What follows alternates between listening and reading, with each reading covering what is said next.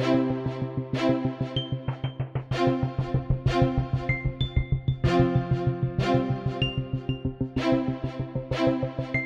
this is Michael Port, and welcome to Daily Success Deals TV.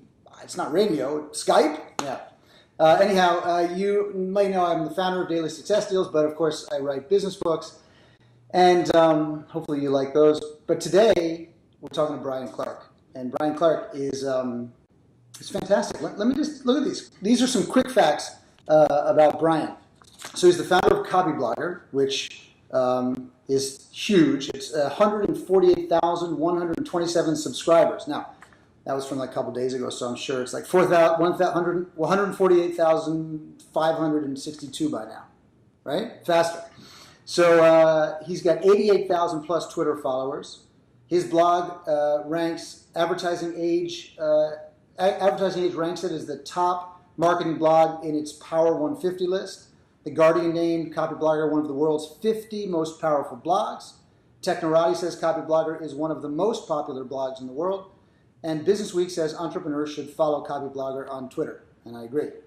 So let's see. Anything else I should add in there? There's a long list. No. Is that good? It's hard for me to even listen to that. I know the feeling. But, it's impressive. I mean, you've produced, an extraordinary asset. And it's one of the things I actually wanted to talk about today because one of the things you've done so well is really produced an asset, not just a sort of a content business, not just a personality branded business, but a true asset. So before we get into that, what's the story behind Copyblogger? How did it start? What's the deal? Right. So I started publishing online in '98. Really had no idea what I was doing from a marketing standpoint, but I knew there had to be a way to make a living writing if you could reach a global audience. That to me just seemed like a no-brainer, but of course getting it done took a while. So the first few years I kind of flopped around, it's kind of like the story of today's bloggers. I was doing email publishing, I was getting some press, some PR, magazines, newspaper, not a dime of money, just had no, I couldn't turn it into that. In '99, I read Seth Godin's Permission Marketing, and I'm like, oh, I'm a direct marketer. I had no idea, right? So Seth gets the credit for the first marketing book I ever read. And then from there, I became a student of direct marketing, classical direct marketing, copywriting, and, with the understanding that everything had changed. And Seth, the good thing about that being my first book on marketing was that I had nothing to unlearn. So I took, permission as gospel. You don't buy lists, you build lists, right? Of people who want to hear from you, not people you're interrupting.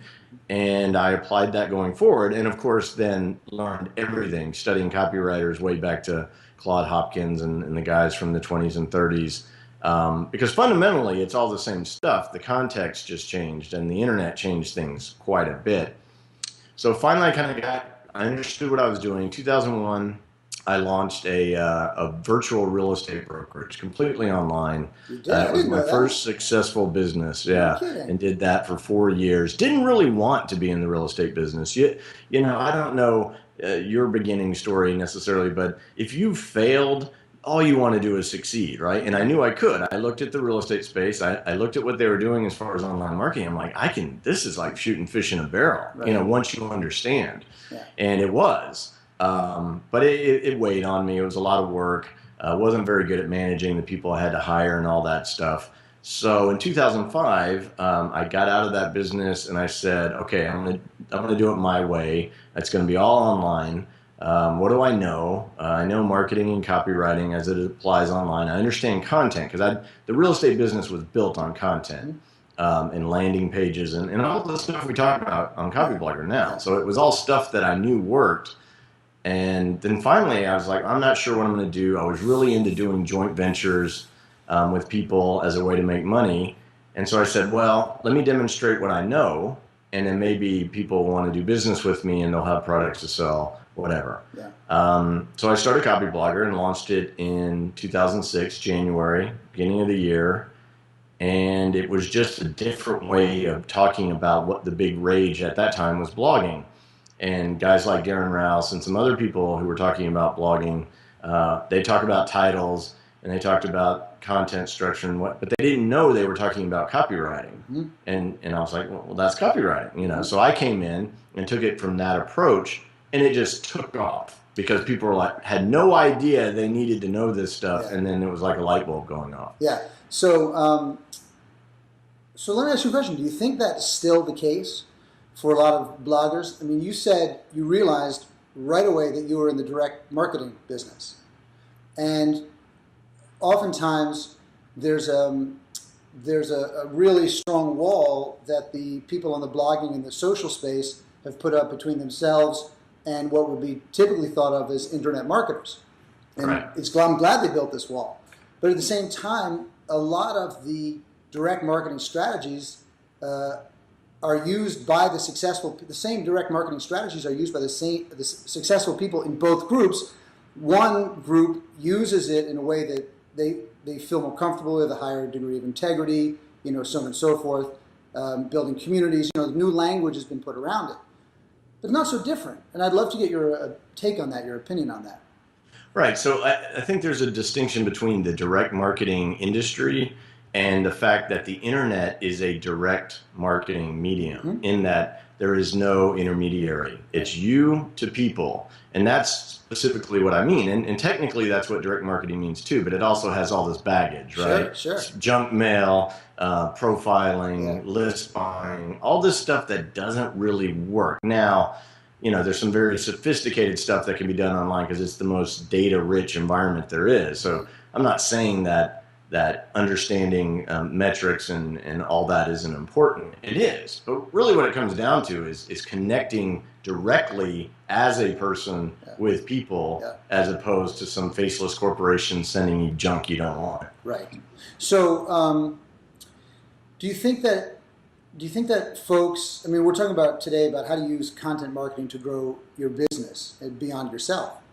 But do you think that some of the folks who are really good at creating this content still have trouble putting themselves in that direct response medium, using it as a direct response tool, because in part they don't want to associate themselves with that direct marketing group?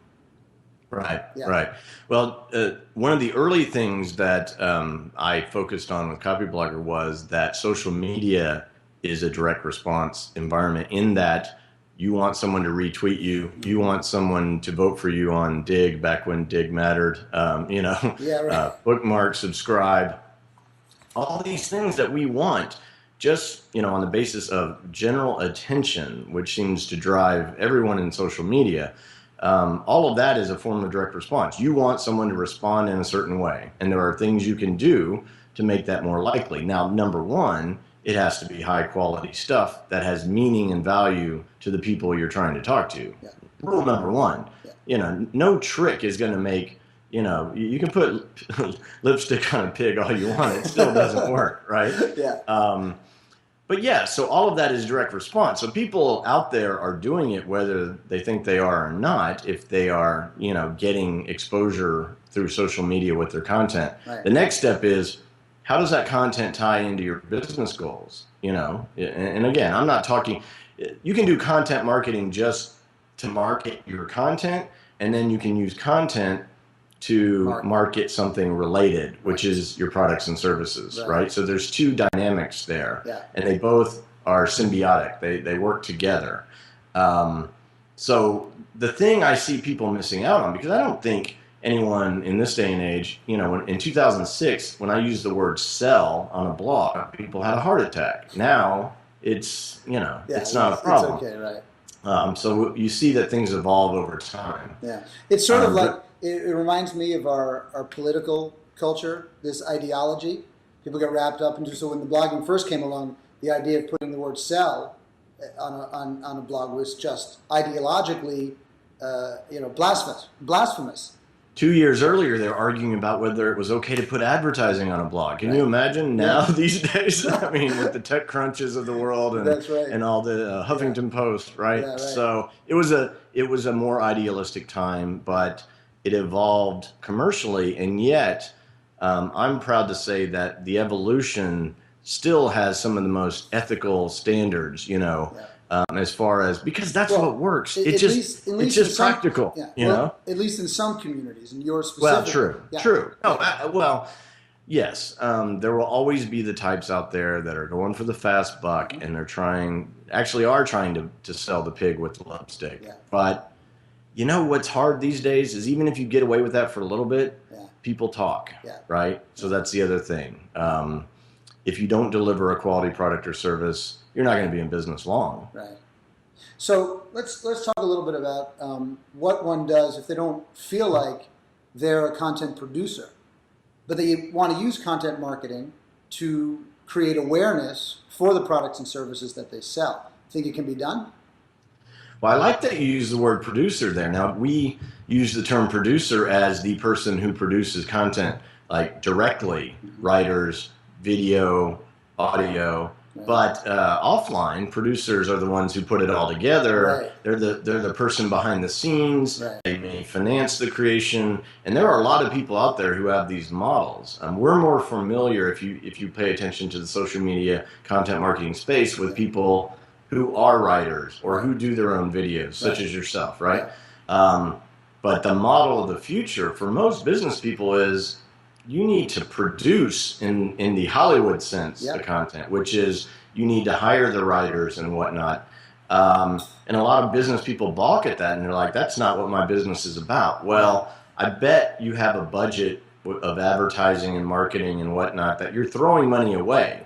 The old truism is, half of my advertising is wasted. I don't know which half. There's a good chance all of it's being wasted these days, especially if you're doing print, and especially if you're not doing some sort of direct response advertising where you can measure it.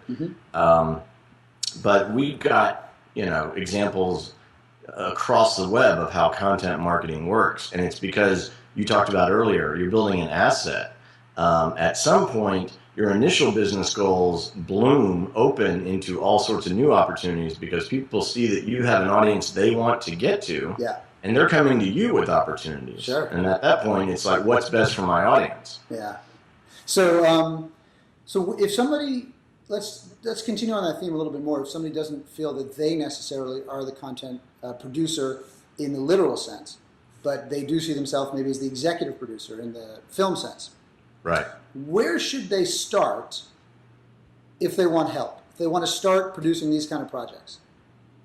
Well, and this is my view, and I've stated it several times, that everyone should study copywriting and marketing, even if you're not the person doing it, because it gives you such incredible insight into what your audience actually wants, which a lot of business people don't think about. They think, well, I'm in the business of providing X, Y, or Z, and then they go hunt down someone. Sure, they go find customers. Right? Exactly. Yeah. As opposed to understanding the people. Rule number one, understanding who it is that you're trying to reach, and then crafting things for them. Right. And this whole concept of building an audience and listening to them more than you talk is incredibly valuable market research. They'll tell you what they want. You don't necessarily have to survey or do those things. It's almost better if you don't. I know it can be difficult if you don't do surveys and things like that, but I tend to just observe, which takes time, but I get pure, unfiltered answers. No one's telling me what I want to hear. Yeah. Well, are you married? Am I married? Yeah. Yes. Because then you'll never be told what you want to hear. That's for sure. No, yeah, that's accurate. No. So you're used to that. You know what that's all about. Okay, so let's talk a little bit about. So I mean, a lot of your audience are the kind of people that you would hire to help you produce this kind of content marketing, and you've trained a lot of them. You've developed a lot of them. So what are some of the results that the people in your community have created as a result of the work you're doing on Copyblogger? Because I want to demonstrate. How you produce an asset, meaning when those people become successful, your asset becomes more valuable. So I'd love to hear a little bit about some of the success stories from some of the people that have gone through the Copyblogger sort of training, philosophy, etc. Right. So it's interesting during the early days of Copyblogger who was in the audience. Guys like Chris Brogan, Yeah. Leo from Zen Habits. We were all just getting started. We were all learning from each other. So if you go, if you go back and looked at who was in the comments back then, now it seems like it's some who's who. But no, we were all nobodies, just like everyone else starts out, learning from each other. So there's been a lot of those people who have grown with us. More recently, of course, people who read Copyblogger for a while and then start writing for us. That's how Sonia became my partner and the senior editor of Copyblogger. Yeah. A lot of our guest posters have really successful businesses. Right. But the most interesting stories are the ones no one hears about. And a lot of them came from the early days when, you had people who'd been online like me and they were starting to understand that content was the way to get exposure, to get links for SEO. A lot of the smartest people on social media are SEOs. Yeah. Now we understand that social and search are synonymous, but the smart guys and gals knew that 5-6 years ago. Mm-hmm. Anyway, some of those people, again, who are not public faces, Yeah. are now millionaires, and occasionally they drop me a note and say, "Thanks, dude," and I'm enjoy your pseudo internet celebrity. I'm like, oh, damn you! Those are the real winners. No one knows who they are. They're just loaded. This past year, Brogan and I were both speaking at SobCon, and they did Brogan's as an interview instead of having him give a speech. And so the interviewer said to him, "So what's it like to be, famous?" And he's like, "Well, you mean for a bunch of geeks?" Exactly. I was like, That's why I always qualify it with pseudo internet. Right, exactly. So that which reminded me of that. Okay, so I think the folks who are listening understand the philosophy behind you and Copyblogger. I think they understand what makes the work that you do work. But what I'd like to do now, I'm going to stop this part now. We're going to part 2. And in part 2, let's dive deeper into some of the specifics, some of the tactical approaches that you take and that you teach. Cool? Sure thing. All right, so here we go.